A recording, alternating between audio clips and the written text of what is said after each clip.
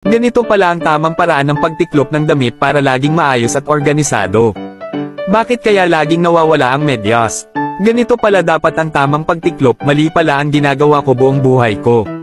Unang paraan ng pagtiklop ng t-shirt, ihiga ang damit, tiklupan ang ibaba pataas, tiklupan ang magkabilang gilid, e-roll ito, baliktarin, ayusin, tapos mas madaling makita ang may print na t-shirts.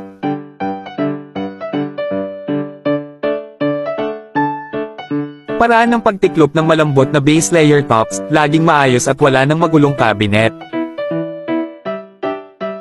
Paraan ng pagtiklop ng short sleeve shirts, tapos agad sa loob ng 3 segundo, parang sa tindahan. Storage tip para sa leggings, tipid sa espasyo, at madaling kunin ng hindi nagugulo. Paraan ng pagtiklop ng underwear, pinoprotektahan ang crotch area, mas malinis at hygienic. Pag-i-imbak ng thermal wear set, isang kuha lang, buo na ang pares, hindi na kailangang maghanap. Storage tip para sa pleated skirts, dahil mad-ulash ang tela, tiklupin ito ng pabaliktad.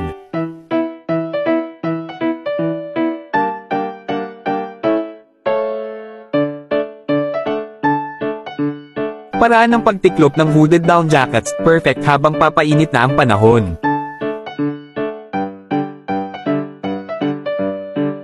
Tamang tiklop ng coat.